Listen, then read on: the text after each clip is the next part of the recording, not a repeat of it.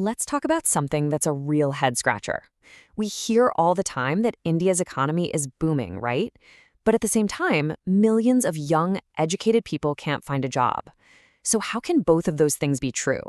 How can an economy grow so fast and still leave so many people behind? Well, today, we're going to dig into that. All right, so here's how we're going to tackle this. First, we'll look at that central paradox. Huge economic growth, but where are the jobs?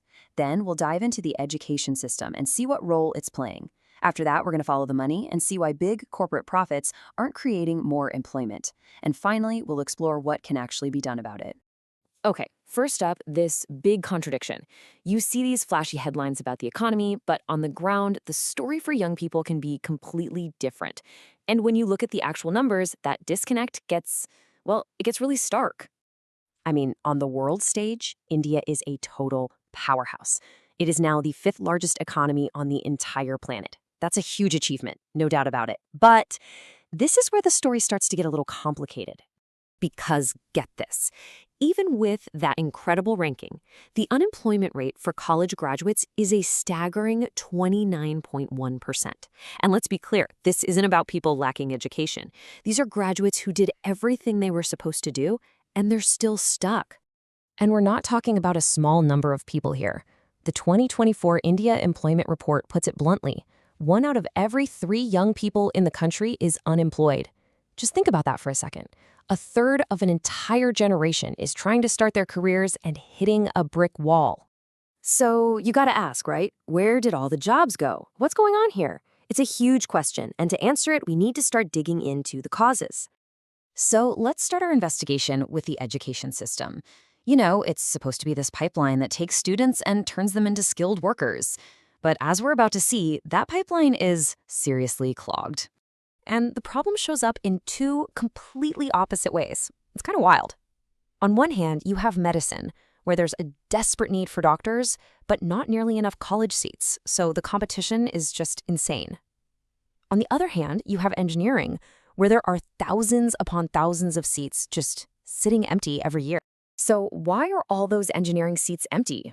Well, it's this perfect storm of problems, really. You've got super high fees that many can't afford, a lot of private colleges with pretty low-quality education, a real shortage of good teachers, and in many places, the infrastructure is just not up to par. And the result of all this?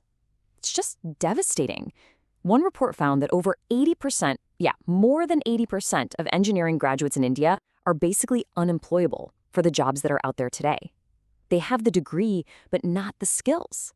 And when you zoom out and look at the whole picture, the bottleneck is just undeniable. You've got this massive pool of over 30 million students finishing high school. But for all of them, there are fewer than 5 million total seats in higher education. That's across medicine, engineering, everything. You do the math. It begs the question, where are the other 25 million kids supposed to go? Okay, so that's the supply of educated young people. But what about the demand for them? Let's switch gears and look at the corporate world, because there's this huge disconnect happening. Companies are making massive profits, but it's not leading to more jobs. So let's take a company you've definitely heard of, Hindustan Unilever. I mean, these guys own over 50 of the most common brands you see every single day, from your soap to your coffee. Its total value, its market cap, is an absolutely mind-boggling 59 trillion rupees. This company is the definition of huge economic success. But check this out. Despite being worth a fortune and having a huge turnover, the company directly employs just 21,000 people. That's it. It's a perfect, if kind of shocking, example of how a company can be incredibly profitable without creating a lot of jobs. And look, this isn't just about one company. It's a whole trend. Take the manufacturing sector. You know, the sector that's supposed to be this huge engine for employment. While the number of jobs actually went down, from 51 million in 2016 to just 36 million in 2023. That's a loss of 15 million jobs in just 7 years. Okay, now this is where the story gets really, really interesting. Let's compare Hindustan Unilever with its 580 billion rupee turnover, employing 21,000 people. Now look at the Indian handicraft sector. Its market size is smaller, 320 billion rupees, but it employs almost 7 million people. Let that sink in. For about half the revenue, it creates over 300 times more jobs. It's incredible. So what does that tell us? What's the big takeaway here? It's that while the giant corporations get all the attention, it's actually the informal sector, the small businesses, the local artisans, the shop on the corner, that's employing 90% of the workforce. That is the real engine of job creation in India. So, we've seen the problem. It's big, it's complicated. The question is, what can anyone actually do about it? Well, the analysis suggests a two-part approach, with solutions for the government and for individuals. On the government side, the analysis points to four big moves. First, and this seems like a no-brainer, fill the jobs that are already there. There are over 6 million vacant government posts. Second, double down on education. Build new schools, fix the old ones. Third, actively support those small and medium businesses that are actually creating all the jobs. And finally, maybe shift the focus from giving tax cuts to huge corporations to empowering those local businesses instead. And what about for you, the individual trying to make your way? The advice here is all about being proactive.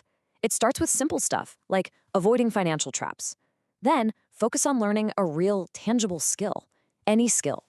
The idea is to maybe become an apprentice, learn from someone who knows a trade, and treat those first low-paying gigs as an investment in your own education. From there, you build confidence, and maybe, just maybe, one day you can start your own thing. And when you step back and look at all of this, it really leaves us with one massive, fundamental question. What is economic growth even for? What's the point of having a prosperous economy if an entire generation of its people is being left out in the cold? It's definitely something to think about. Thanks for joining me for this explainer.